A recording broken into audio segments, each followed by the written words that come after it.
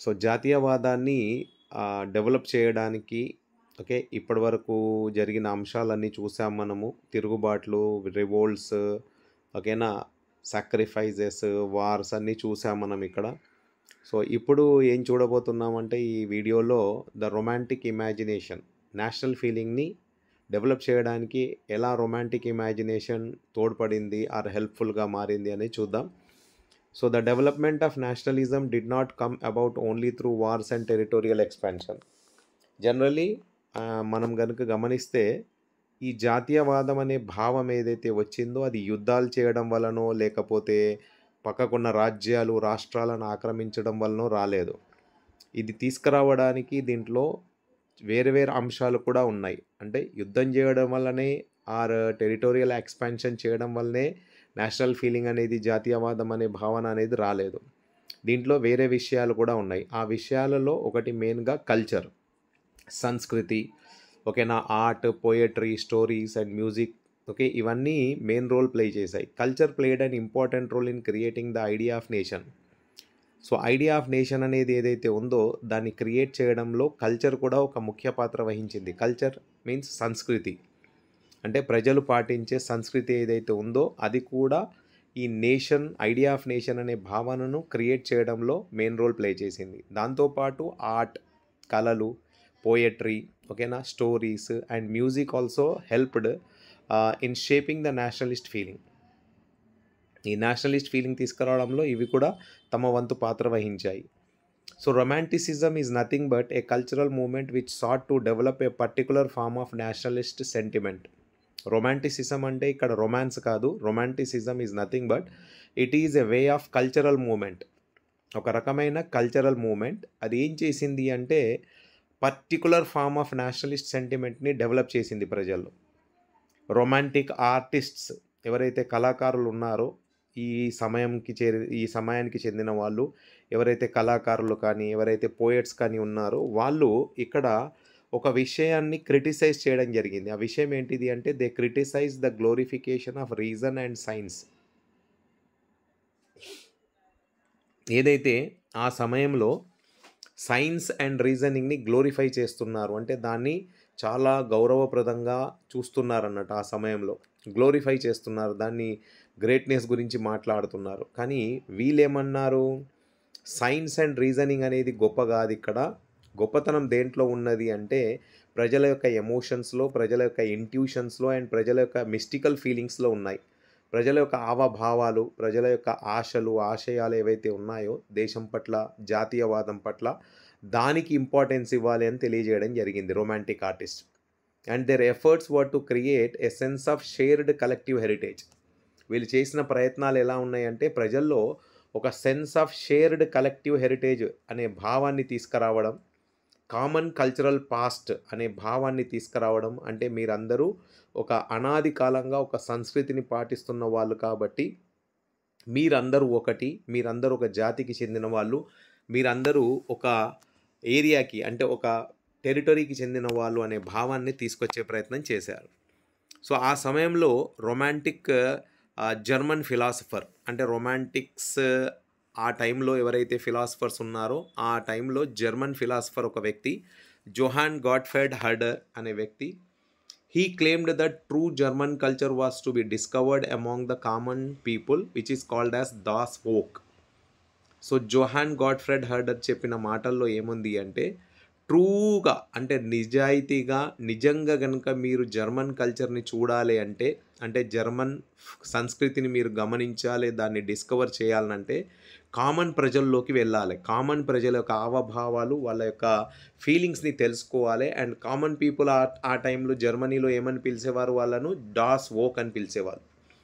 And ఇది ఎలా చేయగలము, ఎలా సాధ్యమవుతుంది అంటే it was through folk songs అంటే జానపద గేయాలు ఓకేనా, folk poetry and folk dances అంటే జానపద నృత్యాలు ఓకేనా. వీటిలో కనుక మీరు ప్రజల్ని గమనిస్తే ఆ ట్రూ స్పిరిట్ ఆఫ్ ది నేషన్ని జర్మనీలో ఏమంటాం, వోక్స్ జీస్ట్ అంటాం. దాన్ని పాపులరైజ్ చేసే ప్రయత్నం చేశాడు ఎవరు, జోహాన్ గాట్ఫ్రెడ్ హర్డర్ అనే వ్యక్తి, జర్మన్ ఫిలాసఫర్. ఈ విషయాన్ని పాపులరైజ్ చేసే ప్రయత్నాన్ని చేశాడు. So he started collecting and recording these forms of folk culture. అంటే ఏదైతే ఫోక్ సాంగ్స్ ఉన్నాయో, ఫోక్ పోయిటరీ ఉందో, ఫోక్ డాన్సెస్ ఉందో, true spirit of the nation, true spirit common people, ఓకేనా, వీటినన్నిటిని కలెక్ట్ చేయడము, రికార్డ్ చేయడం అనేది చేశాడు. ఎవరు చేశారు? ఈ జర్మన్ ఫిలాసఫర్ జోహాన్ గాట్ఫ్రెడ్ హర్డర్ అనే వ్యక్తి చేశాడు. దేని కొరకు చేశాడు? నేషన్ బిల్డింగ్ కొరకు చేశాడు. అంటే ఒక జాతిని నిర్మించడానికి, ఆ జాతీయవాదం అనే భావాన్ని ప్రజల్లో తీసుకురావడానికి చేసిన ప్రయత్నం. Emphasis on vernacular language and the collection of local folklore was helpful to recover an ancient national spirit. Ancient national స్పిరిట్ని రికవర్ చేయడానికి ప్రజలు ఏం చేశారు? వెర్నాకులర్ లాంగ్వేజెస్కి ప్రాధాన్యత చూపెట్టారు and collection of local folklore మీద ప్రాధాన్యత చూపెట్టారు. And it was to carry, అంటే ఎందుకు చేశారు ఇలా అంటే, it was to carry the modern nationalist message. ఏదైతే మోడ్రన్ నేషనలిస్ట్ మెసేజ్ ఉందో, జాతీయ భావం, జాతి అనే భావం ఏదైతే ఉందో, ఆ మెసేజ్ని ఎక్కువ మంది ప్రజల్లోకి తీసుకెళ్లే ప్రయత్నం చేశారు ఇలా. అంటే ఎందుకు చేశారు ఇలా అంటే, large audiences who were mostly illiterate, అంటే ఎక్కువ మంది ప్రజలు అప్పట్లో నిరక్షరాస్యులుగా ఉన్నారు. వాళ్ళు వాళ్ళ యొక్క లోకల్ లాంగ్వేజెస్ వాళ్ళకు తెలుసు. వాళ్ళకి ఏదైతే మెయిన్ లాంగ్వేజెస్ ఉన్నాయో, ఫ్రెంచ్ లాంగ్వేజ్ కానీ, పోలిష్ లాంగ్వేజ్ కానీ, లేదా రష్యన్ లాంగ్వేజ్ కానీ, లేదా జర్మన్ లాంగ్వేజ్ కానీ వాళ్ళకు తెలియదు. అంటే వాళ్ళ వెర్నాకులర్ లాంగ్వేజెస్లోనే వాళ్ళు మాట్లాడుకునే వాళ్ళు కాబట్టి, ఎక్కువ మంది నిరక్షరాస్యులుగా ఉన్నారు కాబట్టి, ఇలిటరేట్స్గా ఉన్నారు కాబట్టి, వాళ్లకు ఈ విషయాన్ని తెలియచేయడానికి వాళ్ళ భాషలోనే, వాళ్ళు మాట్లాడే విధానంలోనే వాళ్ళకు తెలియజేసే ప్రయత్నం చేశారు. అండ్ ముఖ్యంగా దీంట్లో ఒక ఎగ్జాంపుల్ ఏంటిది అంటే, in case of Poland which was been partitioned by the great powers Russia, Prussia and Austria. అసలు ఏదైతే మనం పోలాండ్ అనే కంట్రీ ఇప్పుడు చూస్తున్నామో, ఆ కంట్రీ ఇప్పుడు ఉన్నట్టుగా లేదు అప్పట్లో. That was divided into 3 parts. 1 controlled by Russia, 1 controlled by Prussia, 1 controlled by Austria. అంటే కొద్ది భాగం రష్యా కంట్రోల్లో, కొద్ది భాగం ప్రషియా కంట్రోల్లో, కొద్ది భాగం ఆస్ట్రియా కంట్రోల్లో ఉంది అప్పట్లో. మనం చూస్తున్న పోలాండ్ ఇప్పుడు ఉన్నట్టుగా లేదు. సో ఇక్కడ పోలాండ్ ప్రజల్లో ఆ భావాన్ని తీసుకొచ్చే ప్రయత్నం ఎలా జరిగింది చూద్దాం. Even though Poland no longer existed as an independent territory, nationalist feelings were kept alive through music and language. ఇక్కడున్న ప్రజలు తమలో నేషనల్ ఫీలింగ్ని ఎలా అలైవ్గా పెట్టుకున్నారు అంటే, దాన్ని బ్రతికించుకున్నారు. ఆ ఫీలింగ్ని, నేషనల్ ఫీలింగ్ అంటే జాతీయవాదం అనే ఫీలింగ్ని ఎలా దాన్ని కాపాడుకున్నారు అంటే, మ్యూజిక్ అండ్ లాంగ్వేజ్ ద్వారా కాపాడుకున్నారు.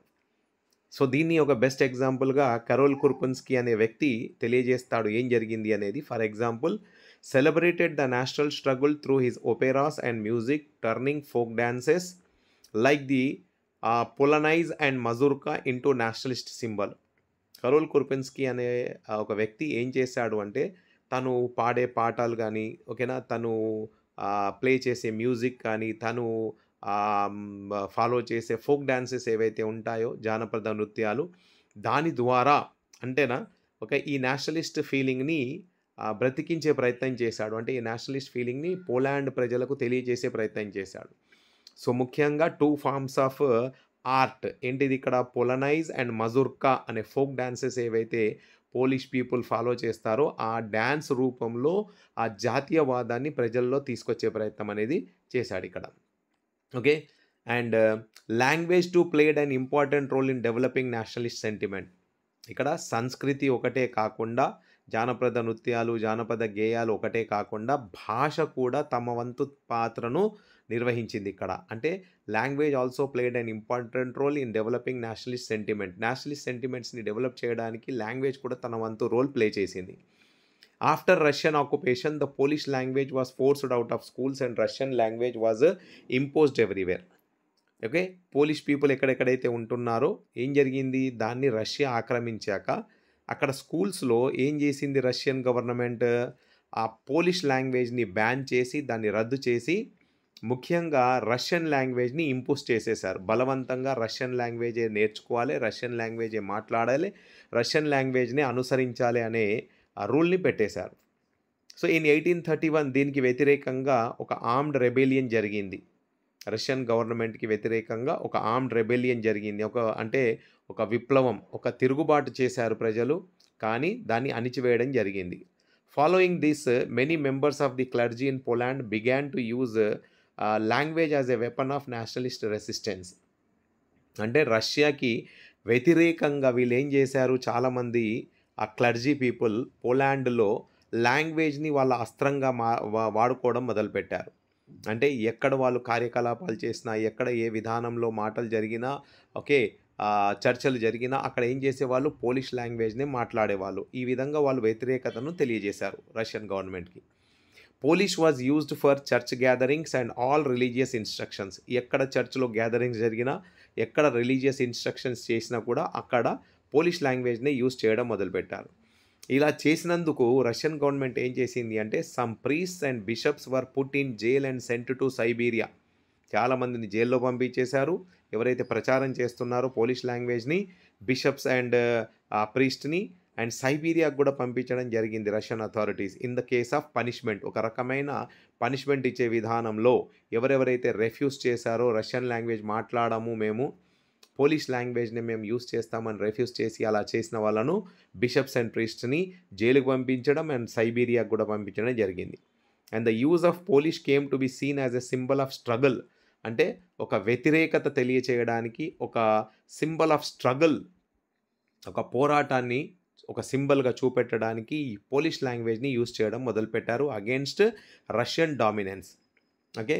అండ్ ఇంతవరకైతే మనం చూసింది ది రొమాంటిసిజం అండ్ నెక్స్ట్ వచ్చేసి మనం లాంగ్వేజ్ తన వంతు పాత్ర ఎలా వహించింది నేషనలిస్ట్ ఫీలింగ్‌ని, జాతీయవాదాన్ని తీసుకురావడానికి అనేది చూసాం. నౌ నెక్స్ట్ సబ్ టాపిక్ ఏంటిది అంటే hunger, hardship and popular revolts. 3 topics ఉన్నాయి దీంట్లో. Hunger, hardship and popular revolt. So 1830s were the years of great economic hardship in Europe.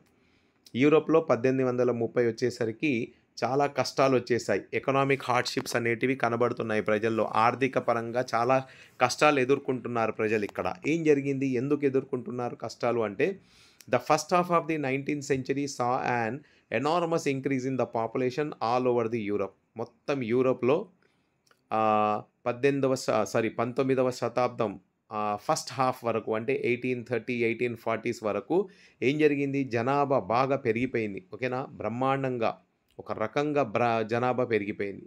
And ఈ పెరిగిన జనాభా కారణంగా ఎంప్లాయ్‌మెంట్ తగ్గిపోయింది. More seekers of the job. అంటే ఉద్యోగాలు చేయడానికి చాలామంది ఉన్నారు. ఉద్యోగ అవకాశాలు మాత్రం చాలా తక్కువైపోయాయి. And population from rural areas also migrated to cities to live in the overcrowded slums. ప్రజలు అప్పటికే ఏం చేశారు? విలేజెస్‌లో వాళ్ళకు ఉపాధి దొరకక సిటీస్ దిక్కుకు వెళ్ళిపోయారు. అంటే మైగ్రేట్ చేశారు. వలస వచ్చేశారు. ఈవెన్ దో సిటీస్‌కొచ్చాక వాళ్ళకు సరియైన సౌకర్యాలు దొరకకపోయినా స్లమ్స్‌లో ఉండడానికి కూడా ఇష్టపడ్డారు. ఓవర్ క్రౌడెడ్ ప్లేసెస్‌లో కూడా ఉండడానికి ఇష్టపడ్డారు. అండ్ దీంట్లో small producers in towns were often faced with stiff competition from imports. దీనికి తోడు ఇంకోటి ఏమైపోయింది? ఎవరెవరైతే స్మాల్ ప్రొడ్యూసర్స్ ఉన్నారో విలేజెస్‌లో, టౌన్స్‌లో వాళ్ళకు కాంపిటీషన్ పెరిగిపోయింది. అంటే పోటీతత్వం పెరిగిపోయింది. ఎవరి కారణంగా పోటీతత్వం పెరిగింది? అంటే వీళ్ళు ఏదైతే వస్తువులు తయారు చేస్తున్నారో వీళ్ళ వస్తువులకు డిమాండ్ లేదు. వీళ్ళ వస్తువులకు డిమాండ్ ఎందుకు తగ్గిపోయింది అంటే వేరే దేశాల నుంచి, అంటే ఎగ్జాంపుల్ ఇంగ్లాండ్ లాంటి దేశాల నుంచి, ఇంగ్లాండ్ ఇండస్ట్రియలైజ్డ్ కంట్రీ కదా! అప్పటికే ఇండస్ట్రియల్ రెవల్యూషన్ అయిపోయింది కాబట్టి అక్కడ ఇండస్ట్రీస్ వచ్చేసాయి ఇంగ్లాండ్‌లో. సో, ఇండస్ట్రియల్ కంట్రీ ఉన్న ఇంగ్లాండ్ నుంచి మెషిన్ మేడ్ గూడ్స్ ఏవైతే చీపర్ రేట్‌కి దొరుకుతున్నాయో ఆ గూడ్స్ తీసుకొచ్చి యూరోప్‌లో ఉన్న కొన్ని దేశాల్లో అమ్మడం మొదలుపెట్టేశారు. దాని కారణంగా ఈ స్మాల్ ప్రొడ్యూసర్స్‌కి కాంపిటీషన్ పెరిగిపోయి వాళ్ళ కాంపిటీషన్ తట్టుకోలేక ఉపాధి కోల్పోయారు. And this was particularly seen in textile production. ముఖ్యంగా ఇది ఎక్కడ కనిపించింది అంటే టెక్స్టైల్ ఇండస్ట్రీలో బాగా కనిపించింది. Which was carried out mainly in homes or small workshops and was only partly mechanised. ముఖ్యంగా ఈ టెక్స్టైల్ వర్కర్స్ తమ పనిని ఎక్కడ చేసేవాళ్ళు? పెద్ద పెద్ద ఇండస్ట్రీస్‌లో జరిగేది కాదు అప్పట్లో. చిన్న చిన్నగా ఇంట్లో చేసేవాళ్ళు అన్నట్టు. బట్టలు అల్లడం లాంటి పనులు చిన్న చిన్నగా ఇంట్లో, లేదు అంటే స్మాల్ వర్క్షాప్స్‌లో చేసేవాళ్ళు. అండ్ ఈ వర్క్షాప్స్ కానీ ఇంట్లో ఇవి మెకనైజ్డ్ కాదు. అంటే టోటల్‌గా మెషినరీ లేదు వీళ్ళ దగ్గర. కొన్ని హ్యాండ్‌తో, కొన్ని మెషిన్స్‌తో నడిపిస్తున్నారు అప్పటికి. So, in those regions of Europe where the aristocracy still enjoyed power, peasants struggle under the burden of feudal dues and obligations. వీటన్నిటికి తోడు ఇంకా వీళ్ళ కష్టాలు కూడా పెరిగిపోయాయి. ఎక్కడైతే యూరోప్‌లో ఈ కష్టాలన్నీ ఎదుర్కొంటున్నారో ప్రజలు, ఆ యూరప్ మొత్తం ఎవరి ద్వారా పరిపాలించబడుతుంది అప్పట్లో? అరిస్టోక్రసీ ద్వారా పరిపాలించబడుతుంది. నిరంకుశ పరిపాలకులు. అంటే వీళ్ళకు వ్యతిరేకత ఎవరు చెప్పొద్దు. వీళ్ళు చేసే పనిని ఒప్పుకోవాలే, వీళ్ళు చేసిందే వేదం అన్నట్టు. ఆ సమయంలో పీజెంట్స్ స్ట్రగల్డ్, అంటే పీజెంట్స్ అంటే ఎవరు? రైతులిక్కడ. ఎవరైతే విలేజెస్‌లో ఉండి వ్యవసాయం చేసుకుంటున్నారో వాళ్ళకు చాలా కష్టాలు పెరిగిపోయినాయి. ఎందుకు కష్టాలు పెరిగినాయి? వీళ్ళకు ఫ్యూడల్ డ్యూస్ అంటే అప్పులు పెరిగిపోయినాయి. టాక్స్ బర్డెన్ పెరిగిపోయింది వీళ్ళ మీద. ఓకేనా? ఆబ్లిగేషన్స్ పెరిగిపోయాయి వీళ్ళ మీద. వీటి కారణంగా వీళ్ళు ఎక్కువగా కష్టాల్లోకి పడిపోయారు. And the rise of food prices or year of a bad harvest led to widespread pauperism in the town and the country. And ఇదే సమయంలో ఇంకేం జరిగిపోయింది? ఫుడ్ ప్రైజెస్ పెరిగిపోయాయి, ధరలు పెరిగిపోయాయి. అండ్ దీనికి తోడు ఏం జరిగింది? పంటలు పండలేదు సరిగ్గా. అంటే వర్షాలు పడక it was a bad year అన్నట్టు. బ్యాడ్ హార్వెస్ట్ అంటే పంటలు సరిగ్గా పండకుండా రైతులంతా నష్టపోయారు. అండ్ ఈ అన్ని కష్టాల కారణంగా వైడ్ స్ప్రెడ్ పాపరిజం అంటే ఓవరాల్‌గా పేదరికం అనేది పెరిగిపోయి ప్రజలు రోడ్డు మీద పడ్డారన్నట్టు. Okay. Right. Then the year of 1848 once such a year. ఇలా సమయం గడుస్తూ గడుస్తూ మనం గనుక గమనించి చూస్తే 1848 అనేది ఈ కండిషన్స్ కన్నిటికి ద బెస్ట్ సూటెడ్ అన్నట్టు. ఎలా? Shortages, food shortages and wide spread unemployment was seen brought the population of Paris out on the roads. ఏదైతే రోజు రోజుకి ఓకే అన్‌ఎంప్లాయ్‌మెంట్ పెరిగిపోతుంది, ఫుడ్ షార్టేజెస్ పెరిగిపోతున్నాయి, పేదరికం పెరిగిపోతుంది, కష్టాలు పెరిగిపోతున్నాయి.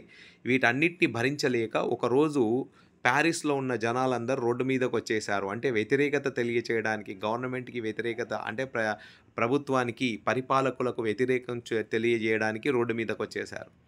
అండ్ ఈ వ్యతిరేకత కారణంగా వచ్చిన ప్రజల్ని ఆపడానికి ఓకేనా, సైన్యం ఏం చేసింది? బ్యారికేడ్స్ పెట్టేసింది, అడ్డంకులు పెట్టేసింది.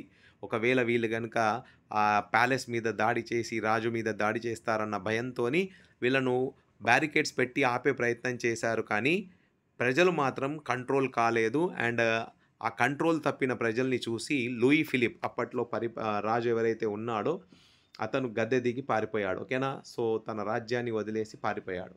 అండ్ తను పారిపోగానే ఏం చేశారు? ప్రజలందరూ ఒక నేషనల్ అసెంబ్లీని ఫామ్ చేశారు. And which was called as a republic, అంటే ప్రజల ద్వారా స్థాపించబడ్డ నేషనల్ అసెంబ్లీ. అండ్ ఆ నేషనల్ అసెంబ్లీ ఏం చేసింది? అందరికీ ఓటేసే హక్కు ఇచ్చేసింది.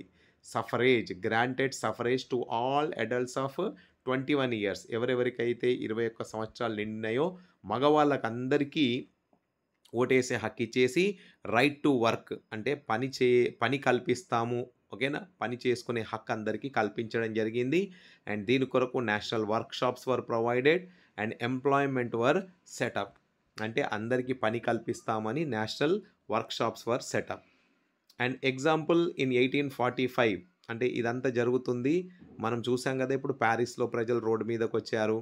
అండ్ ఈ కష్టాల కారణంగా ఇంకెక్కడెక్కడ ఎగ్జాంపుల్ కనిపిస్తున్నాయంటే మనకు సిలేషియా అనే ప్రాంతంలో ఇంకొక ఎగ్జాంపుల్ కనిపిస్తుంది. 1845లో సిలేషియాలో ప్రజలు కాంట్రాక్టర్స్‌కి వ్యతిరేకంగా తిరుగుబాటు చేస్తారు. ఏం జరుగుతుంది ఇక్కడ?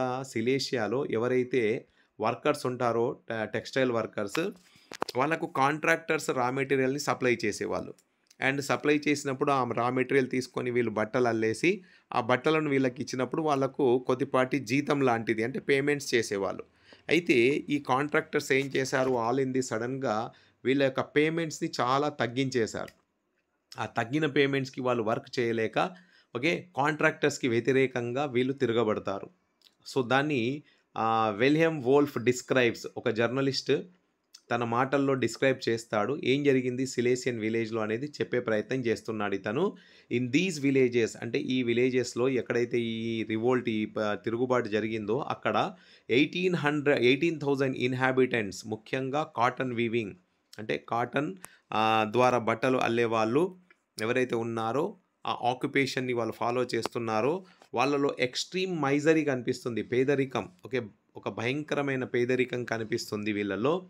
సో వీళ్ళేం చేశారు? ఈ పేదరికాన్ని తట్టుకోలేక, జీతాలు తక్కువైపోయి వాళ్ళు తట్టుకోలేక ఓకేనా, నిరుద్యోగం చూడలేక, ఫుడ్ షార్టేజెస్ చూడలేక తిరుగుబాటు చేశారు. On 4th June at 2 PM okay large crowds of weavers emerged from their homes and marched in pairs up to the mansion of their contractor demanding higher wages.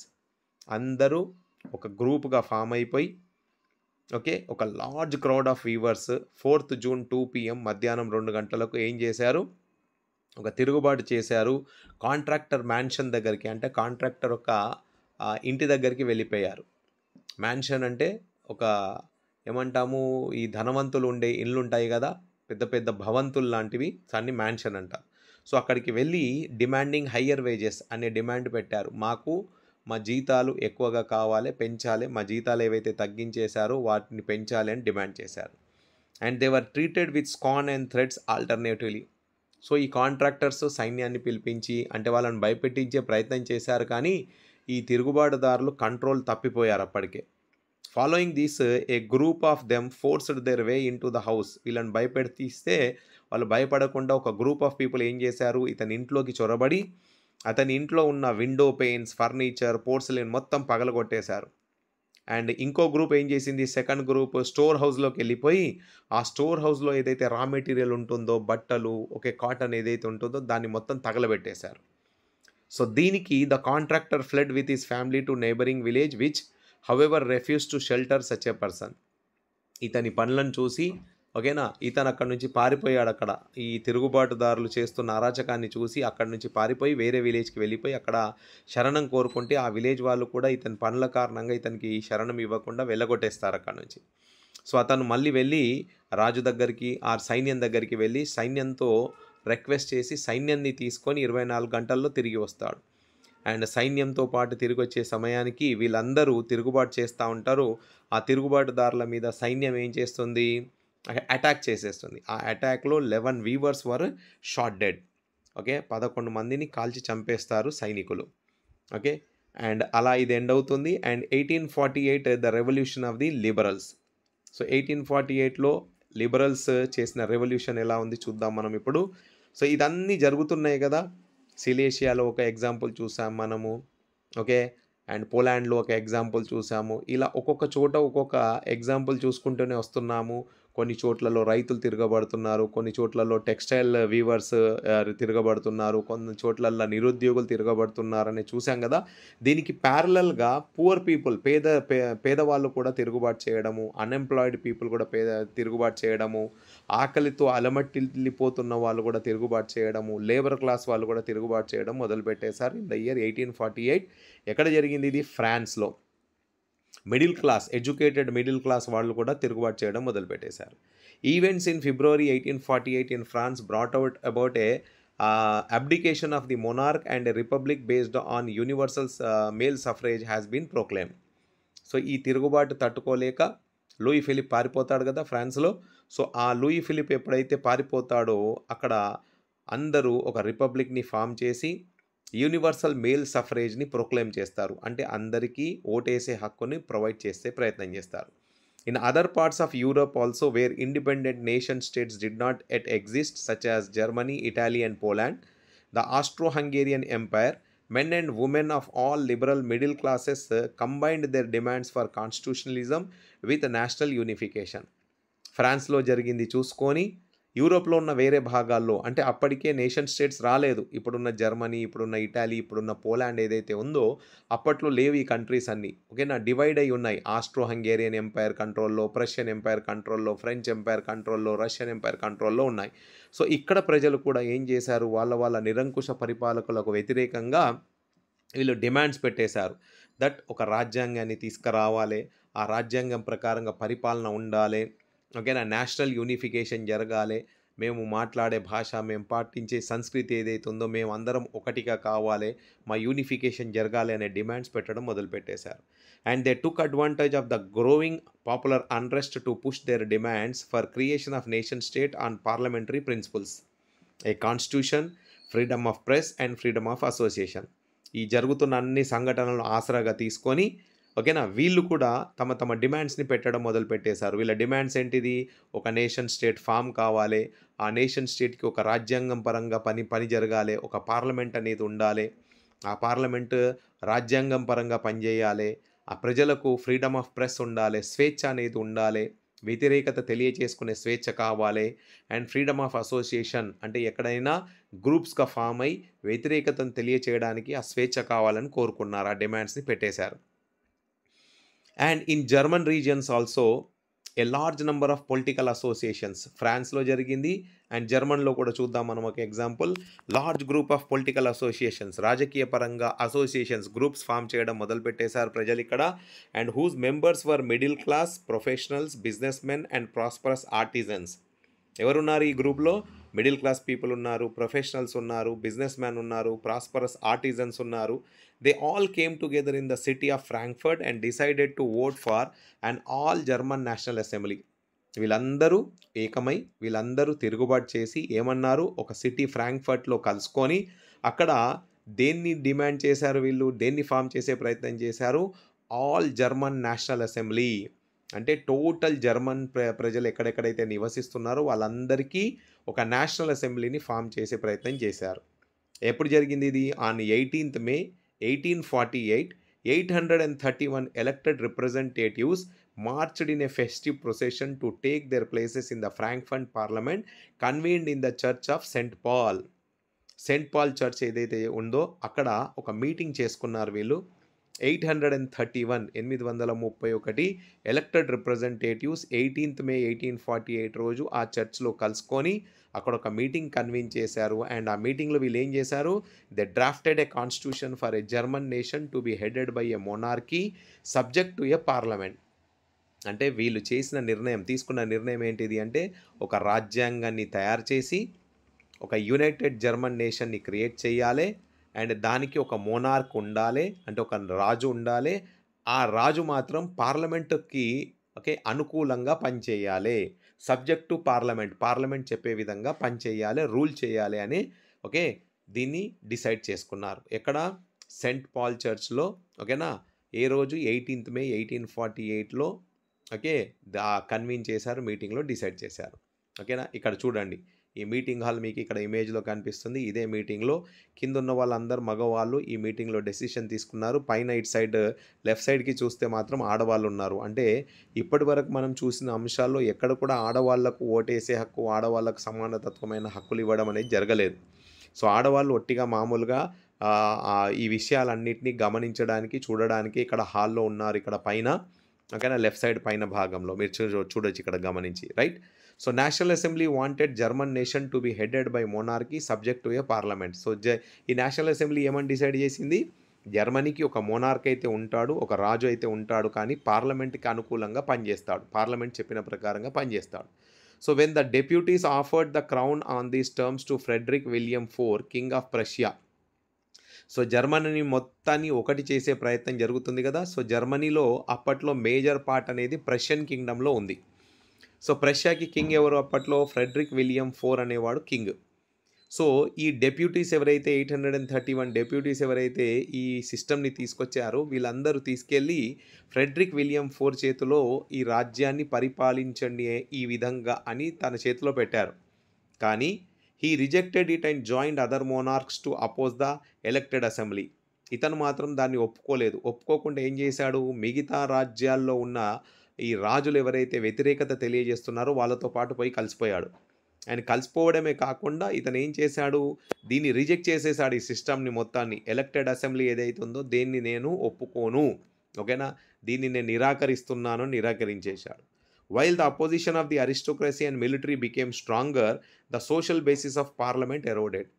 అయితే పక్కకున్న రాష్ట్రాలకు చెందిన రాజులందరూ ఏకమైపోయారు కదా ఇక్కడ. సో వీళ్ళందరూ ఏకమైపోయారు అండ్ దీన్ని వ్యతిరేకత తెలియజేశారు వాళ్ళు. ఎలక్టెడ్ అసెంబ్లీకి ప్రాధాన్యత లేదు, దాన్ని మేము గుర్తిస్తలేము, దానికి గుర్తింపు లేదు అని చెప్పడము. ఈ అరిస్టోక్రసీ ఏదైతే ఉందో, నిరంకుశ పరిపాలకులు ఎవరైతే ఉన్నారో వాళ్ళ బలం పెరిగిపోయింది, మిలిటరీ యొక్క స్ట్రెంత్ పెరిగిపోవడం వల్ల ఈ పార్లమెంట్ అనేది ఏదైతే ఉందో, ఎలక్టెడ్ అసెంబ్లీ అనేది ఏదైతే ఉందో దాని యొక్క బలం తగ్గిపోయింది. The parliament was dominated by the middle class. మరి ఈ పార్లమెంట్ ఏదైతే ఫామ్ చేశారో అది మధ్యతరగతి వాళ్ళ ద్వారా డామినేట్ చేయబడుతుంది. Who resisted the demands of workers and artisans and consequently last their support. ఈ మిడిల్ క్లాస్ వాళ్ళు ఎవరైతే డామినేట్ చేస్తున్నారో అప్పట్లో పార్లమెంట్లో, వీళ్ళు మాత్రం వర్కర్స్ యొక్క డిమాండ్స్, ఆర్టిజన్స్ యొక్క డిమాండ్స్ని పరిగణలోకి తీసుకోలేదు, వాళ్ళ డిమాండ్స్ని రిజెక్ట్ చేసేశారు. అయితే ఎక్కువ మంది విప్లవకారులు ఎవరు ఇక్కడ, ఎక్కువ మంది తిరుగుబాటుదారులు ఎవరు అంటే వర్కర్స్ అండ్ ఆర్టిజన్సే కదా ముఖ్యంగా ఉన్నది. ఓకే, సో ఈ మిడిల్ క్లాస్ వాళ్ళు డామినేట్ చేస్తున్నారు, వీళ్ళ యొక్క డిమాండ్స్ని వాళ్ళు బ అంటే కన్సిడర్ చేయలేదు. వాళ్ళ డిమాండ్స్‌ని రిజెక్ట్ చేసేశారు. ఇలా చేయడం వలన ఏం జరిగింది, ఎక్కువ మంది ఎవరైతే విప్లవకారులు, ఎవరైతే తిరుగుబాటుదారులు ఉన్నారో వీళ్ళకి సపోర్ట్ ఇయ్యడం వదిలేశారు. సో, వీళ్ళ సపోర్ట్ అనేది తగ్గిపోయింది. In the end troops were called in the assembly and was forced to disband. ఫైనల్‌గా వీళ్ళ బలం తగ్గిపోయింది. అంటే వర్కర్స్ విడిపోయారు, ఆర్టిజన్స్ విడిపోయారు. సో, మిడిల్ క్లాస్ వాళ్ళు ఒకరే ఉండిపోయారు దీంట్లో. అండ్ ఫైనల్లీ రాజు సైన్యాన్ని పిలిపించేసి ఏం చేశారు, వీళ్ళ మీద అటాక్ చేసేసి ఈ నేషనల్ అసెంబ్లీని రద్దు చేయించేశాడు. Okay. And the issue of extending political rights to women. So, ఈ సందర్భంలో మనం అన్నీ చూస్తున్నాము. అంటే స్టార్టింగ్ నుంచి వీడియో స్టార్ట్ అయినప్పటి నుంచి చూస్తున్నాము. ఎక్కడెక్కడైతే చూస్తూ వస్తున్నామో అక్కడ అడల్ట్ సఫరేజ్ అనేది ప్రొవైడ్ చేయడం జరిగింది. 21 ఇయర్స్ ఆఫ్ మేల్ అనే వస్తుంది ఎక్కడ చూసినా.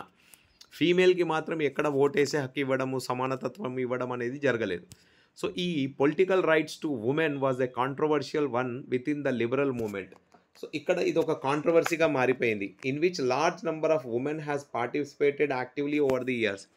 అంటే సమయం గడుస్తున్న కొద్దీ కొన్ని సంవత్సరాల నుంచి ఈ పోరాటంలో ఆడవాళ్ళు కూడా మెయిన్ రోల్ ప్లే చేస్తూ వస్తున్నారు. కానీ వాళ్లకు మాత్రం హక్కులు ఇవ్వడం అనేది జరగలేదు. సో, దీనికి వ్యతిరేకంగా ఆడవాళ్ళు ఏం చేశారు ఇప్పుడు, they started farming political associations. వీళ్ళు తమ గ్రూప్స్‌ని ఫార్మ్ చేయడం మొదలుపెట్టేశారు. వీళ్ళు న్యూస్ పేపర్స్‌ని స్టార్ట్ చేసేశారు. వీళ్ళు పొలిటికల్ మీటింగ్స్ చేయడం స్టార్ట్ చేసేశారు. వీళ్ళు డెమాన్స్ట్రేషన్స్ చేయడం స్టార్ట్ చేసేశారు. ఓకేనా.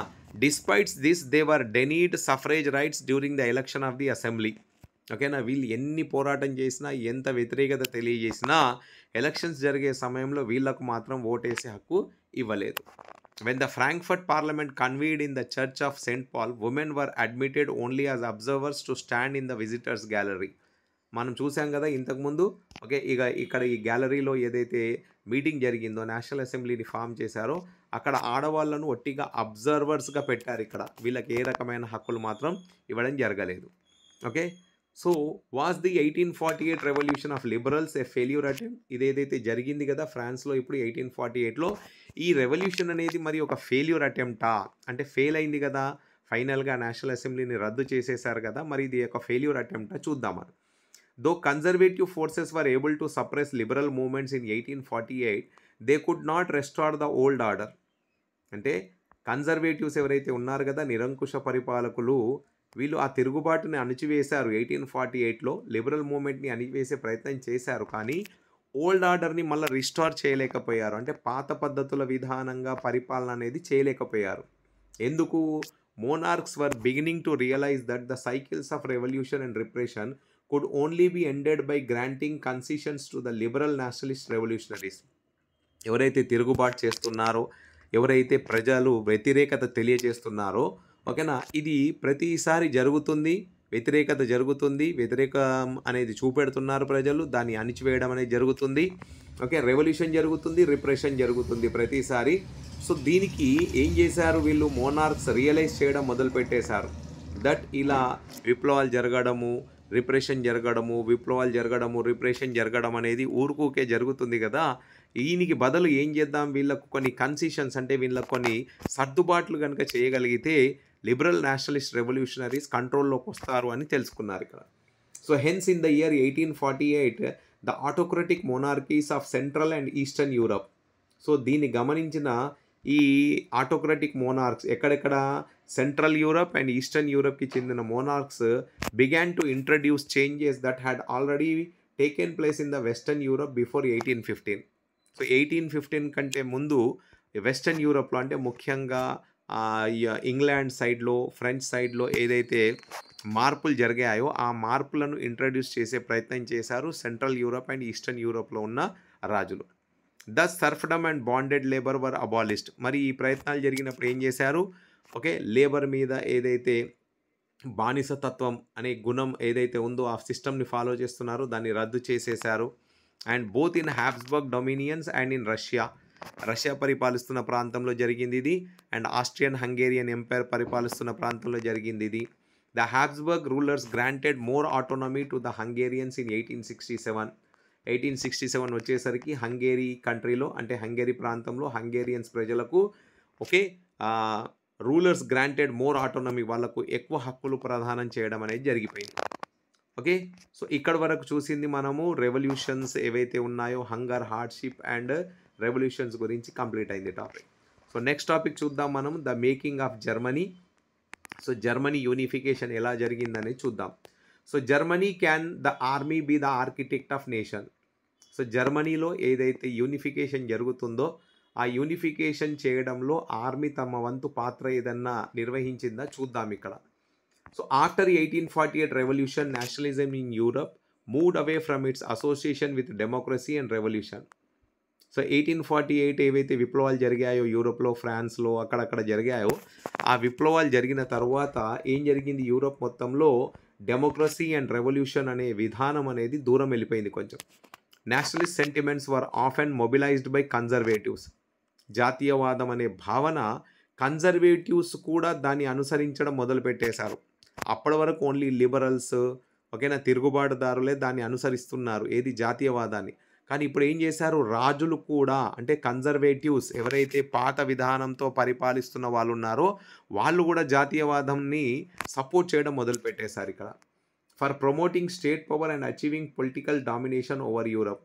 ఒకవేళ మేము కూడా జాతీయవాదాన్ని సపోర్ట్ చేస్తే రాబోయే రోజుల్లో మాదే డామినేషన్ ఉండబోతుంది యూరోప్లో అని అనుకున్నారు ఇక్కడ. సో దాని కొరకు ఏం చేశారు, the liberal middle class Germans in 1848 try to unite the different reasons of German confederation into A nation state governed by and elected parliament. దీనికి తోడు లిబరల్ మిడిల్ క్లాసెస్ వాళ్ళు జర్మనీ ఎక్కడైతే అప్పట్లో జర్మనీ లేదు, జర్మన్ ప్రజలు ఎక్కడెక్కడైతే ఉంటున్నారో వాళ్ళందరూ డివైడ్ అయి ఉన్నారు, వాళ్ళందరినీ యునైట్ చేసే ప్రయత్నం చేశారు. ఎలా చేశారు, దాని కొరకు ఒక జర్మన్ కాన్ఫెడరేషన్ ఒక గ్రూప్ని ఫామ్ చేసేసి ఆ గ్రూప్ని నేషన్ స్టేట్ గవర్న్డ్గా అంటే ఎలక్టెడ్ పార్లమెంట్, ఒక పార్లమెంట్ విధానంతో ఓకే ఎలక్టెడ్ లీడర్స్ ద్వారా పరిపాలించే ప్రయత్నం చేశారు ఇక్కడ. This liberal initiative to nation building was however repressed by the combined forces of the monarchy and military supported by large landowners called as Junkers of Prussia. ఈ ప్రయత్నం ఏదైతే liberal middle class వాళ్ళు చేశారో అందరినీ ఒకటి చేసే ప్రయత్నము, German confederation form చేయడము, ఎలక్టెడ్ పార్లమెంట్ తీసుకొచ్చే ప్రయత్నం చేయడము, కానీ ఆ ప్రయత్నాన్ని మాత్రం ఏం జరిగింది ఇక్కడ, దాన్ని అణిచివేశారు. ఓకే, రాజులు మొనార్క్స్ ఎవరైతే ఉన్నారో సైన్యాన్ని ఉపయోగించుకొని అంటే సైనికుల ద్వారా దాన్ని అణిచివేసే ప్రయత్నం చేశారు. అండ్ దీంట్లో లార్జ్ ల్యాండ్ ఓనర్స్ కూడా సపోర్ట్ చేశారు, వాళ్ళను జంకర్స్ అంటాం మనం ఇక్కడ. సో వాళ్ళు కూడా ఇక్కడ తమ వంతు పాత్ర వహించి వాళ్ళు ఈ విప్లవాన్ని, ఈ తిరుగుబాటుని కంట్రోల్లోకి తీసుకొచ్చేశారు అణిచివేసి.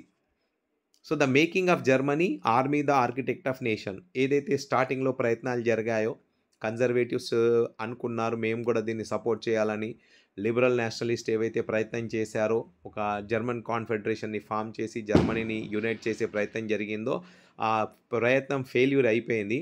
మరి ఇప్పుడు ఈ ఫెయిల్డ్ అటెంప్ట్ని ఎవరు సక్సెస్ఫుల్ దిశకు తీసుకెళ్తారో చూద్దాం. After the failed attempt of liberals చేసిన ప్రయత్నం ఫెయిల్ అయిపోయింది.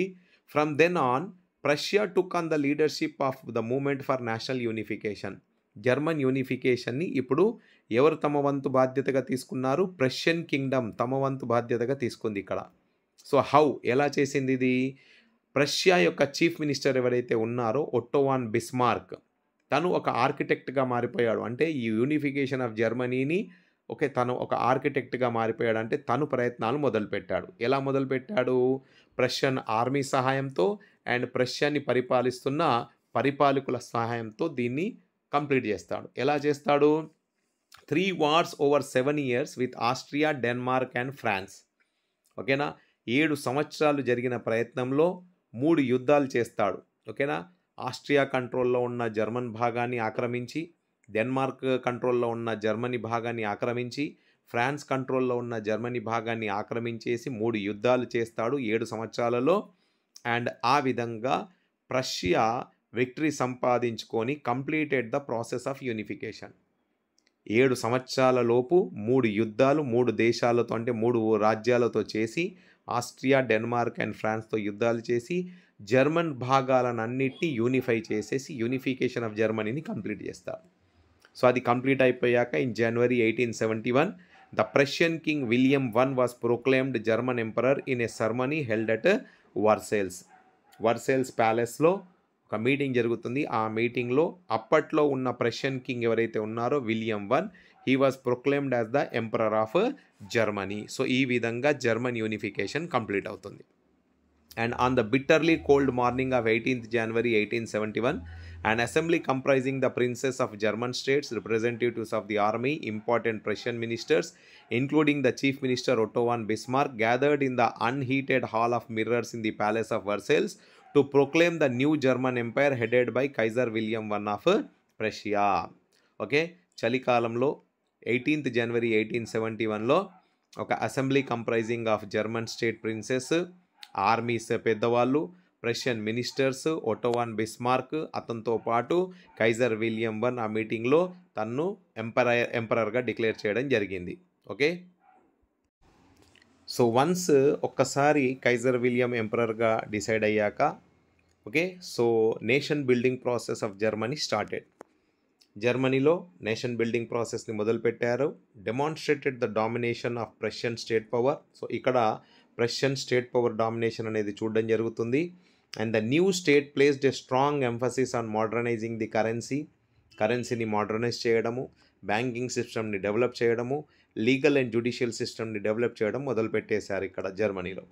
So Prussian measures and practices often became a model for the rest of the Germany. So Prussian కింగ్డమ్లో ఇప్పటివరకు అనుసరిస్తున్న విధానాలు ఏవైతే ఉన్నాయో అవే మెయిన్ మోడల్గా మారిపోయాయి జర్మనీలో. Okay, so thus completed the unification of Germany. So ఈ విధంగా జర్మనీని మనం చూస్తాము. దెన్ ఇటాలియన్ యూనిఫికేషన్ ఎలా జరిగింది చూద్దాం. Like Germany, Italy two had a long history of political fragmentation. Okay, ఇక్కడ మీరు మ్యాప్లో చూడండి, ఇటాలీ కూడా ఇప్పుడు ఉన్నట్టుగా యూనిఫైడ్ కంట్రీగా లేదు, చిన్న చిన్న రాజ్యాల్లో విభజించబడి ఉంది. Italians were scattered over several dynastic states as well as multinational Habsburg empire. Italian people కూడా ఒక దేశంగా లేరు, వీళ్ళు ఒక జాతిగా లేరు, వీళ్ళు కూడా డివైడ్ అయి ఉన్నారు. హ్యాబ్స్బర్గ్ ఎంపైర్లో, ఆస్ట్రియన్ కంట్రోల్లో, ఫ్రెంచ్ కంట్రోల్లో ఉన్నారు వీళ్ళు కూడా అప్పటి వరకు. During the middle of 19th century, Italy was divided into 7 states. 19th century మధ్య భాగంలో వీళ్ళందరూ, అంటే ఇటాలీ మొత్తం దేశం ఎలా ఉంది అంటే 7 స్టేట్స్గా విభజించబడి ఉంది. విచ్ వాజ్ దాంట్లో one of the place was controlled by Sardinia Piedmont, which was ruled by an Italian princes house. ఓకేనా, ముఖ్యంగా ఇటాలీకి చెందిన రాజు మాత్రం పరిపాలించేది ఓన్లీ సార్దీనియా పీడ్మాంట్ మాత్రమే. మిగతా భాగాలన్నీ ఆస్ట్రియా కంట్రోల్లో, అటు ఫ్రెంచ్ కంట్రోల్లో, అటు ఓకేనా ఆస్ట్రో హంగేరియన్ ఎంపైర్ కంట్రోల్లో ఇలా ఉంది అన్నట్టు. So the north was under the control of Austrian Habsburg, the centre was ruled by the pope, the southern regions were under the domination of Bourbon kings of Spain. So ఈ విధంగా divide అయి ఉంది Italy. Even the Italian language had not acquired one common form and still had many regional and local variations. ప్రాంతాలు విభజించబడి ఉండడమే కాకుండా ప్రజలు మాట్లాడే ముఖ్యమైన భాష ఇటాలీ, దానికి కూడా గుర్తింపు లేదు. ఒక్కొక్క ప్రాంతంలో ఒక్కొక్క లోకల్ లాంగ్వేజ్ మాట్లాడుతున్నారు ప్రజలు అప్పటికి ఇక్కడ. సో ఇటాలియన్ యూనిఫికేషన్ ఎలా జరిగింది చూద్దాం. సో దీని కొరకు ఒక వ్యక్తి గురించి మనం మాట్లాడుకోవాలి, Joseph Mazzini. During 1830s, Joseph Mazzini had sought to put together a coherent programme for unitary Italian republic. So Joseph Mazzini ఒక ప్రయత్నం చేశాడు. ఏంటిది ఆ ప్రయత్నం? 1830sలో దట్ అందరినీ ఒకటిగా చేయాలి అంటే ఒక కోహరెంట్ ప్రోగ్రామ్ని అమల్లోకి తీసుకురావాలి. సో దాని కొరకు అతను ఏం చేయడం మొదలుపెట్టాడు అంటే, he had also formed secret societies called as young Italy for the dissemination of his goals. తను అనుకున్నది సాధించడానికి కొన్ని గ్రూప్స్ని ఫామ్ చేశాడు, సీక్రెట్ సొసైటీస్ని ఫామ్ చేశాడు. అలాంటి సీక్రెట్ సొసైటీలో ఒక సీక్రెట్ సొసైటీ పేరు వచ్చేసి young Italy. And the failure of revolutionary uprisings both in 1831 and 1848 meant that the mantle was now fell on the Sardinia Piedmont under its ruler, King Victor Emmanuel II, to unify the Italian states through war.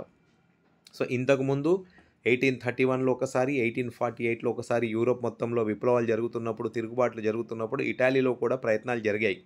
కానీ ఆ ప్రయత్నాలు monarchs కంట్రోల్లో fail అయిపోయాయి. So monarchs దాని మీద మొత్తం control సాధించేసి సైన్యాన్ని ఉపయోగించుకొని ఆ విప్లవాన్ని, ఆ తిరుగుబాటుని అణిచివేశారు. ఓకేనా, సో ఆ ఫెయిల్యూర్ అటెంప్ట్స్ని చూసుకొని మైండ్లో పెట్టుకొని ఇప్పుడు Sardinia Piedmont king Victor Emmanuel II ఏం చేశాడు, తన మీద భారాన్ని వేసుకున్నాడు. Yes, I am going to complete the unification of Italy.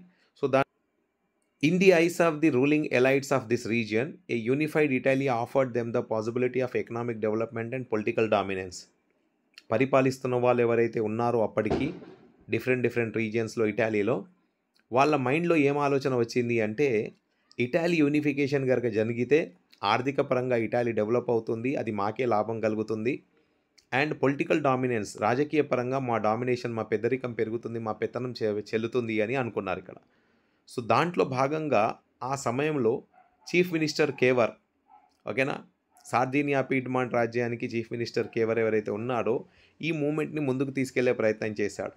So ఇతనే ఎందుకు చేశాడు అంటే, ఇతను neither A Democrat neither A revolutionary, but he was a person belonging to educated member of family and he was belonging to an Italian elite family. అంటే ఒక మంచి కుటుంబానికి చెందిన వ్యక్తి, విద్యావేత్త, చదువుకున్నవాడు, ఎడ్యుకేటెడ్ పర్సన్ అండ్ ఫ్రెంచ్ భాష చాలా బాగా మాట్లాడగలడు. అండ్ ఇతని టాక్టిక్స్ని ఉపయోగించుకొని ఇతను ఏం చేస్తాడు అంటే, ఫ్రాన్స్తో ఒక అలయన్స్ చేకూర్చుకొని, అంటే ఒక ఒప్పందం కుదుర్చుకొని సార్దీనియా పీడ్మాంట్ కింగ్డమ్ ద్వారా ఆస్ట్రియా సైన్యాన్ని ఓడించేసి ఆస్ట్రియా కంట్రోల్లో ఉన్న ఇటాలీ భాగాన్ని ఆక్రమించేస్తాడు. ఎవరు? Cavour. In the year 1859. And apart from regular troops, a large number of armed volunteers under the leadership of Giuseppe Garibaldi joined the fray to free the southern part of Italy. ఒక దిక్కు కేవర్ తన ప్రయత్నాన్ని చేసి, ఓకేనా, సార్దీనియా Piedmont సైన్యాన్ని వాడుకొని కొద్ది భాగం ఆఫ్ ఇటాలీని ఆక్రమించేస్తాడు. ఇతనికి సపోర్ట్గా గ్యారిబల్డి అనే వ్యక్తి ఆర్మ్డ్ వాలియంటీర్స్, అంటే తిరుగుబాటుదారులు, వ్యతిరేకదారులు, ఓకేనా, ఆర్మ్స్ని వాళ్ళ చేతుల్లో తీసుకొని వాళ్ళు ఇక్కడ ఏం చేస్తారు, ఒక సదరన్ పార్ట్ ఆఫ్ ఇటాలీని ఆక్రమించేస్తారు. In 1860 they marched into southern Italy and the kingdom of two Sicilies and succeeded in winning the support of local peasants in order to drive out the Spanish ruler. 1860లో southern Italy. In 1860, they marched into South Italy and Kingdom of Two Sicilies and succeeded in winning the support of local peasants in order to drive out the Spanish rulers. ఒక దిక్కు కేవర్ ఆక్రమణ చేశాడు, ఒక దిక్కు గ్యారిబల్డి ఆక్రమణ చేసేసాడు. And ఇదే సమయంలో వీళ్ళు కిందున్న టూ సిసిలీ కింగ్డమ్స్ ఏవైతే ఉన్నాయో వాటిలో కూడా చొరబడి స్పానిష్ కంట్రోల్ నుంచి దాన్ని విముక్తి కలిగించారు. And in 1861 Victor Emmanuel II was proclaimed as the king of united Italy. 1861 వరకు సో ఇటాలీ టోటల్గా ఆక్రమణ అయిపోయి ఇటాలీ మొత్తాన్ని ఒకటిగా చేసేసి దాని యూనిఫికేషన్ని కంప్లీట్ చేసేసి విక్టర్ ఎమాన్యుయల్ IIని ఎంపరర్ ఆఫ్ ఇటాలీగా డిక్లేర్ చేసేశారు. However much of the Italian population among whose rate of illiteracy were very high remained unaware of liberal nationalist ideology. అప్పటికి ఎవరైతే ఎక్కువ మంది ప్రజలు ఉన్నారో ఈ వ్యతిరేకదారులు, తిరుగుబాటుదారులలో, వాళ్ళందరూ ఇల్లిటరేట్స్గా ఉన్నారు. వాళ్ళకందరికీ అసలు నేషనలిస్ట్ ఫీలింగ్, ఈ నేషన్ అనే ఫీలింగ్ అనే దాని మీద అవగాహన లేనే లేదు. The peasant masses who had supported Garibaldi in southern Italy had never heard of Italia and believe that la Italia was Victor Emmanuel's wife. So ప్రజల్లో ఈ జాతీయవాదం అనే భావన తీసుకురావడానికి ఎన్ని ప్రయత్నాలు చేసినా కూడా వీళ్ళు ఇల్లిటరేట్గా ఉండడం వలన వీళ్ళకి అసలు ఆ భావన ఏదైతే ఉందో దాని అవగాహన, దాని మీద అవగాహన, దాని అర్థమే తెలియలేదు. సో అప్పట్లో గ్యారిబల్డి తీసుకొచ్చిన మూమెంట్లో లా ఇటాలియా అంటే ఇటాలీ మొత్తాన్ని ఒకటిగా చేసే భావం అనేది ఏదైతే ఉందో ఈ ఇల్లిటరేట్ పీపుల్ అప్పటి వరకు ఏమనుకున్నారంటే లా టాలియా అనుకున్నారు. లా టాలియా అంటే విక్టర్ ఎమాన్యుయల్ యొక్క భార్య పేరు కావచ్చు అని అనుకున్నారు. ఆమె కొరకు పోరాటం జరుగుతుంది అని అనుకున్నారు. ఓకేనా. సో ఇటాలీ ఆఫ్టర్ యూనిఫికేషన్ ఇలా కనిపిస్తుంది మనకు.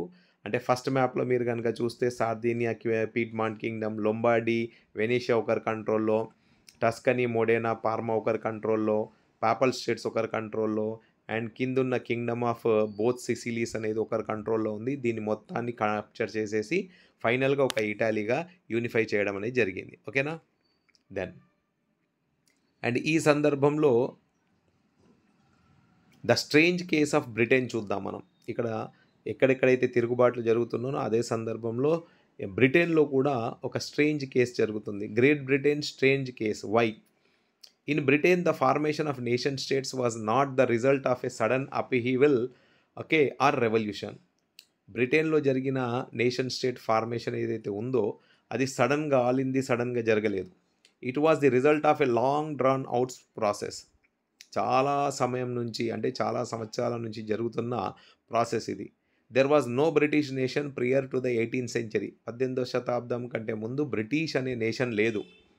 అక్కడ ఏమున్నాయి? The primary identities of the people who inhabited in the British Isles were ethnic ones such as English, Welsh, Scot or Irish. ఇప్పుడు మనం చూస్తున్న బ్రిటిష్ ఐలాండ్ ఏదైతే ఉందో టోటల్గా, అక్కడ బ్రిటిష్ అనే వాళ్ళు టోటల్గా లేరు. ఎవరెవరు ఉన్నారు? డిఫరెంట్ ఎథనిక్స్ గ్రూప్స్కి చెందిన వాళ్ళు ఉన్నారు. English people, Welsh people, Scot people, Irish people ఉన్నారు. All of these ethnic groups had their own cultural and political traditions. వీళ్ళకి ఎవరికి వాళ్ళకు వాళ్ళ విధానాలు, వాళ్ళ సంస్కృతి, వాళ్ళ కట్టుబాట్లు ఉన్నాయి. వాళ్ళు అవే పాటిస్తున్నారు.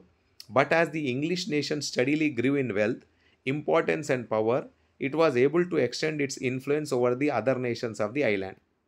ఈ టోటల్ బ్రిటిష్ ఐలాండ్స్ ఏవైతే ఉన్నాయో దాంట్లో ఇంగ్లీష్ వాళ్ళు బాగా డెవలప్ అయిపోయారు తొందరగా. అంటే వీళ్ళు వెల్త్ పరంగా చూసినా, పవర్ పరంగా చూసినా వీళ్ళ యొక్క డామినేషన్ పెరిగిపోయి వీళ్ళ ఇన్ఫ్లుయెన్స్ పెంచేశారు. అండ్ రిమైనింగ్ వేరే భాగాల్లో ఎవరైతే ఉన్నారో వెల్ష్, స్కాట్ అండ్ ఐరిష్ ఉన్నారో వాళ్ళ మీద పెత్తనాన్ని చెలాయించడం మొదలుపెట్టేశారు. ఇప్పుడు మనం కనుక గమనించి చూస్తే ఇక్కడ England, Wales, Scotland, Northern Ireland and Republic of Ireland అనేది ఇలా భాగాలుగా కనిపిస్తుంది. సో దీంట్లో ముఖ్యంగా ఈ రెడ్ భాగం ఏదైతే ఉందో ఇంగ్లీష్ పీపుల్, వాళ్ళు ఫైనాన్షియల్గా డెవలప్ అయిపోయారు. ఓకేనా, లిటరసీ పరంగా డెవలప్ అయిపోయారు, ఇండస్ట్రియల్ పరంగా డెవలప్ అయిపోయారు. So they became dominant. వాళ్ళ పెత్తనాన్ని ఈ రిమైనింగ్ రీజన్స్ మీద చాటడం మొదలుపెట్టేశారు. సో ఏం జరిగింది ఇక్కడ చూద్దాం. The English parliament which has seized power from the monarchy in 1688 at the end of A protracted conflict was the instrument through which A nation state with England as it's centre came to be forged. English parliament ఏం చేసింది? పవర్ని seize చేసేసింది, తన కంట్రోల్లోకి తీసుకుంది. Monarchy చేతుల్లో నుంచి English parliament తన కంట్రోల్లోకి తీసుకుంది పవర్. 1688 ఏం చేశారు? ఇక్కడ జరిగిన ఒక కాన్ఫ్లిక్ట్లో ఓకే ఇంగ్లాండ్ని సెంటర్గా పెట్టేసి టోటల్ చుట్టుపక్కల ఉన్న రాజ్యాలు ఏవైతే ఉన్నాయో వాటిని తమ కంట్రోల్లోకి తీసుకునే ప్రయత్నం చేశారు. సో దాని కొరకు ఫస్ట్ ఏం తీసుకొచ్చారు వాళ్ళు? The act of union 1707 between England and Scotland that resulted in the formation of the United Kingdom of great Britain meant in effect the England was able to impose it's influence on Scotland. ఇక్కడ image చూడండి. Scotland ఏదైతే ఉందో దాని మీద control సాధించడానికి English పార్లమెంట్లో ఒక rule తీసుకొచ్చారు. ఆ రూల్ ఏంటిది? Act of union 1707. దీని ప్రకారంగా స్కాట్లాండ్ మీద ఓకే ఇంగ్లీష్ యొక్క పెత్తనం చెల్లుతుంది, వీళ్ళ డామినేషన్ పెరిగిపోతుంది. And they brought Scotland also under their control. And ఈ విధంగా దాన్ని కంట్రోల్లోకి తీసుకొని దాని పేరు ఎలా పెట్టారు అంటే United Kingdom of great Britain అని పెట్టుకున్నారు. అండ్ ఇక్కడ నుంచి స్కాట్లాండ్ మీద పెత్తనం ఎవరిది చెల్లుతుంది? ఇంగ్లీష్ పీపుల్ది చెల్లుతుంది. And the British parliament was hence fourth dominated by it's English members. British పార్లమెంట్లో ఎవరి డామినేషన్ ఉంది? ఎక్కువగా బ్రిటిష్ పీపుల్, ఇంగ్లీష్ పీపుల్దే ఉంది. And the growth of British identity meant that Scotland's distinctive culture and political institutions were systematically suppressed. British domination పెరుగుతుంది అంటే Scotland ఒక culture అంటే వాళ్ళ సంస్కృతి, వాళ్ళ కట్టుబాట్లు, వాళ్ళ యొక్క ట్రెడిషన్స్ ఏవైతే ఉన్నాయో, వాళ్ళ పొలిటికల్ ఇన్స్టిట్యూషన్స్ ఏవైతే ఉన్నాయో అవన్నీ అణిచివేయబడ్డాయి.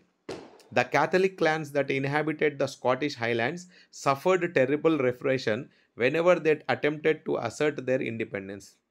స్కాట్లాండ్లో ఉంటున్న క్యాథలిక్ క్లాన్కి చెందిన ప్రజలు ఎప్పుడు తిరుగుబాటు చేసే ప్రయత్నం చేసినా ఆ తిరుగుబాటుని అణిచివేశారు, భయంకరంగా అణిచివేశారు. ఓకేనా, అరాచకాలు చేసేశారు. ఓకేనా, ఎప్పుడు వాళ్ళు స్వతంత్రం పొందడానికి ఎప్పుడు తిరుగుబాటు చేసినా ఆ తిరుగుబాటుని అణిచివేశారు. The Scottish Highlanders were forbidden to speak their Gaelic language or wear their national dress and large numbers were forcibly driven out of their home land.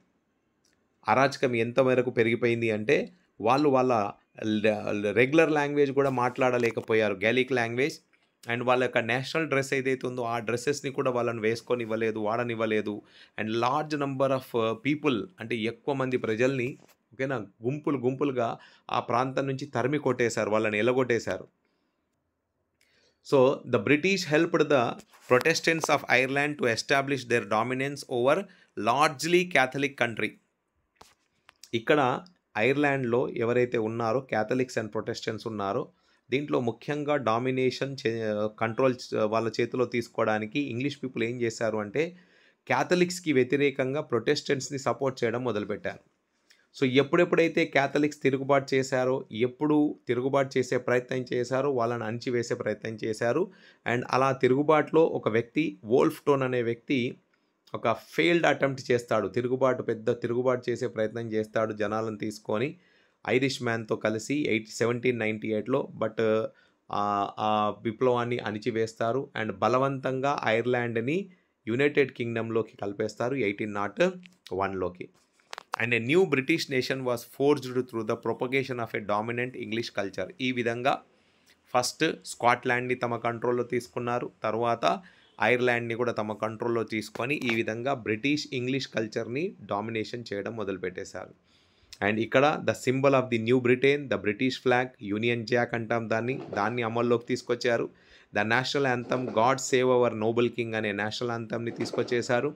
And English language was promoted and older nations survived only as subordinate partners in their nation. ఈ విధంగా English లాంగ్వేజ్ని promote చేయడం మొదలుపెట్టేశారు. And subordinate nations అన్నీ అంటే ఏవైతే older నేషన్స్గా Scotland కానీ Ireland కానీ ఇప్పటికీ ఏమైపోయాయి, సబార్డినేట్ నేషన్స్గా ఉండిపోయాయి.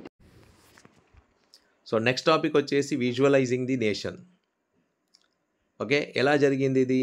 While it is easy enough to represent a ruler through a portrait or a statue, how does one go about giving a face to a nation? So ఈ విధంగా ఇప్పుడు unification of Germany, unification of Italy, unification of England, French అనే nation వచ్చేసింది, Poland అనే, ఇలా అన్ని nations form అయిపోయాయి కదా. సో ఇప్పటివరకు అయితే మనం చూసాము ఒక రాజుని మాత్రం ఒక పోర్ట్రేట్ ద్వారా అంటే ఒక పిక్చర్ ద్వారా మనము తెలియజేసుకుంటాం. కానీ కంట్రీని ఎలా పోర్ట్రేట్ చేయాలి అనేది ఇప్పుడు ముఖ్యమైన అంశం ఇక్కడ. సో ఆ సమయానికి చెందిన artist of 18th century and 19th century found a way out by personifying a nation. So తాము ఏం చేశారు, నేషన్ని పర్సనిఫై చేయడం అంటే నేషన్ని తెలియచేసే ప్రయత్నం చేశారు. ఎలా చేశారు? In other words they represented a country as if it were a person. అంటే కంట్రీని ఒక మనిషి రూపంలో తెలియచేసే ప్రయత్నం చేశారు. Nations were then portrayed as a female figures. ఆడవాళ్ళ చిత్రాలను ఓకేనా కంట్రీని రిప్రజెంట్ చేయడం మొదలుపెట్టేశారు. It sought to give the abstract idea of the nation a concrete form. వీళ్ళు తెలియజేసే విధానం ఏంటిది అంటే దేశానికి ఒక కాంక్రీట్ ఫామ్ రూపాన్ని ఇచ్చే ప్రయత్నం చేశారు. And that is the female figure became an allegory of the nation. అంటే ఒక గుర్తింపు, ఒక నేషన్కి గుర్తింపు ఎలా వస్తుంది అంటే ఒక ఫిగర్ ద్వారా, ఆ ఫిగర్ ద్వారా ఆ నేషన్ని అలెగరీ ఆఫ్ ది నేషన్ రూపంలో తెలియజేసే ప్రయత్నం అనేది చేశారు అప్పటి యొక్క ఆర్టిస్ట్. సో దీంట్లో ఏం జరిగింది, during the French Revolution artist use the female allegory to portray ideas such as liberty, justice and republic.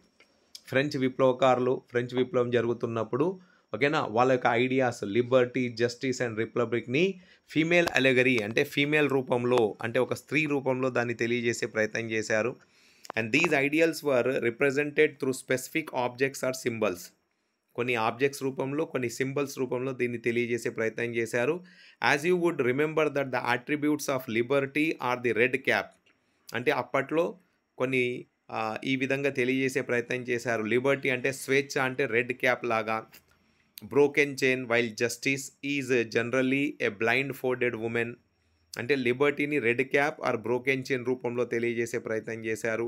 Justice న్యాయాన్ని బ్లైండ్ ఫోల్డెడ్ ఉమెన్ అంటే ఒక స్త్రీ రూపాన్ని చూపెట్టే ప్రయత్నం చేశారు. Carrying a pair of weighing scales. Similarly female allegories were invented by artist in the 19th century to represent the nation. అంటే ఈ విధానాన్ని ఫ్రెంచ్ రెవల్యూషన్ అప్పుడు ఏదైతే అమలు చేశారో అదే విధంగా ఇప్పుడు ఒక దేశాన్ని ఒక ఫీమేల్ అలెగరీ రూపంలో చూపెట్టే ప్రయత్నం చేశారు. ఎక్కడెక్కడ జరిగింది? In France she was Christian Marianne, a popular Christian name which underlined the idea of a people's nation. అంటే జాతీయవాదం, జాతి, ఒక దేశం అనేదాన్ని ఇప్పుడు వీళ్ళు ఏం చేశారు, ఒక స్త్రీ రూపంలో తెలియజేయడం మొదలుపెట్టారు. దాన్ని ఎలా చూపెట్టారు? మెరియన్ అనే రూపంలో చూపెట్టారు ఎక్కడ ఫ్రాన్స్లో. అండ్ దాని యొక్క క్యారెక్టరిస్టిక్స్ ఏం పెట్టారు ఇక్కడ? Her characteristics were drawn from those of liberty and the republic. స్వేచ్ఛ అండ్ ప్రజల ద్వారా స్థాపించబడ్డ ప్రభుత్వం ఓకేనా, రిపబ్లిక్. దాన్ని ఎలా తెలియజేశారు? Red cap, the tricolour and the cockade. ఒక రెడ్ క్యాప్ అండ్ 3 రంగులు అండ్ కాకేడ్ అంటే తల మీద ఒక కిరీటం లాగా. Statues of Marian were erected in public squares to remind the public of the national symbol of unity and to persuade them to identify with it. అంటే Marrion స్టాచ్యూని కొన్ని చోట్లలో దాన్ని స్థాపించారు. ఎప్పుడైతే ప్రజలు దాన్ని చూస్తారో వాళ్ళ మైండ్‌లో ఆ జాతీయవాదం అనే భావన రావడానికి. So Marrion images were marked on coins and stamps. ఈ విధంగా స్టాంప్స్ మీద, కాయిన్స్ మీద కూడా అచ్చు వేయించారు. సిమిలర్లీ జర్మనీలో కూడా Germania became the allegory of the German nation. In visuals representation, Germania wears a crown of oak leaves as the German oaks stand for heroism. So Germania అనే సింబల్ని జర్మన్ వాళ్ళు ఫాలో చేశారు.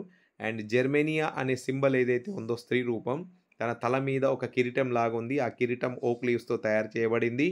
అండ్ ఓక్ లీవ్స్తో తయారు చేయబడిన కిరీటానికి నిజస్వరూపం ఏంటిది అంటే హీరోయిజం. ఓకేనా, వీరుల సింబల్ అన్నట్టు అది. ఓకే, దెన్ ఫైనల్గా లాస్ట్ టాపిక్కి వచ్చేసాం మనము, నేషనలిజం అండ్ ఇంపీరియలిజం. జాతీయవాదంతో పాటు భూ సామ్రాజ్యవాదం. ఓకేనా, by the last quarter of the 19th century, nationalism no longer retained its idealistic liberal democratic sentiment of the first half of the century but became a narrow creed with limited ends. ఓకేనా, by the last quarter of 19th century, 19వ శతాబ్దం ఆఖరికి వస్తూ nationalism అనే భావన ఎవరికి వాళ్ళకు ఉంది, కానీ పక్క రాష్ట్రాల మీద ద్వేషం అనేది పెరిగిపోయింది.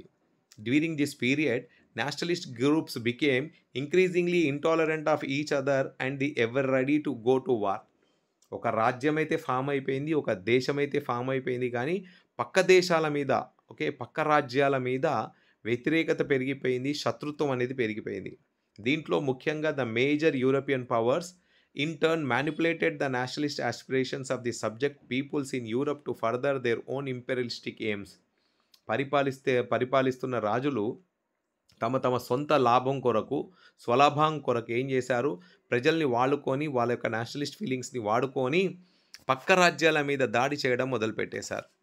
అండ్ దీంట్లో the most serious case of Nationalist tension in Europe after 1871 was the area of the Balkans. 1871 తర్వాత జరిగిన ముఖ్యమైన ఈ శత్రుత్వం అనేది, ఈ ఆక్రమణ అనేది ఎప్పుడైతే జరిగిందో 1871 తర్వాత, అది ముఖ్యంగా మనం ఒక ప్రాంతంలో చూడగలము. ఆ ప్రాంతం పేరు వచ్చేసి బాల్కన్స్. బాల్కన్స్ ఏంటిది? ఈ రీజియన్ జాగ్రఫికల్ అండ్ ఎథనిక్ వేరియేషన్స్తో కూడింది. ఈ రీజియన్లో కొన్ని దేశాలు ఉన్నాయి. Romania, Bulgaria, Albania, Greece, Macedonia, Croatia, Bosnia, Herzegovina, Slovenia, Serbia and Montenegro ప్రాంతాల్లో ఉన్నాయి ఇక్కడ. సో ఈ ప్రాంతాలకు చెందిన ఇన్హాబిటెంట్స్ ఎవరు? వీళ్ళనందరినీ స్లావ్స్ అంటాం. A large part of the Balkans was under the control of Ottoman empire. So వీళ్ళందరూ ఎవరి కంట్రోల్లో ఉన్నారు అప్పట్లో? Ottoman umpire. ఒట్టోమాన్ ఎంపైర్ ముఖ్యంగా ఒక Muslim empire. The spread of the ideas of romantic nationalism in the Balkans together with the disintegration of the Ottoman empire made this region very explosive. ఈ romantic nationalism, language, culture, ఈ ప్రాధాన్యత ఇవ్వడము, జాతీయవాదాన్ని పెంపొందించే ప్రయత్నం చేయడము, ఇదంతా ఏం చేసింది అంటే ఒట్టోమాన్ ఎంపైర్ని డిసింటిగ్రేట్ చేయడం మొదలుపెట్టేసింది, ముక్కలుగా చేయడం మొదలుపెట్టేసింది. Although the 19th century the Ottoman empire had sought to strengthen itself through modernization and internal reforms but with very little success. ఇవన్నీ జరుగుతున్న ప్రయత్నాలను చూసి ఒట్టోమాన్ ఎంపైర్ రాజులు కొన్ని మార్పులు తీసుకొచ్చే ప్రయత్నాలు చేశారు, కానీ success సాధించలేకపోయారు. One by one, its European subject nationalists broke away from its control and declared independence. ఒక తర్వాత ఒకటి ఒక్కొక్క నేషన్ వీళ్ళతో విడిపోయింది. గ్రీస్ మనం చూసాం కదా, 1831 సమయం వరకు గ్రీస్ విడిపోయి ఇండిపెండెన్స్ సాధించేస్తుంది. So the Balkans people based their claims for independence on political rights and nationality and used history to prove that they had once been independent but had subsequently been subjugated by foreign powers. So one by one Balkan రాష్ట్రాలన్నీ మేము ఒకప్పుడు independent రాజ్యాలుగా ఉన్నాము, కానీ ఇప్పుడు మమ్మల్ని అందరినీ ఒకటిగా చేసేసి మీరు పరిపాలిస్తున్నారు. సో మాకు కొన్ని హక్కులు కావాలి, కొంత స్వేచ్ఛ కావాలి, మేము విడిగా ఉంటాము, మేము ఒక ఇండిపెండెంట్ దేశంగా ఉంటామని పోరాటం చేయడం మొదలుపెట్టేశారు.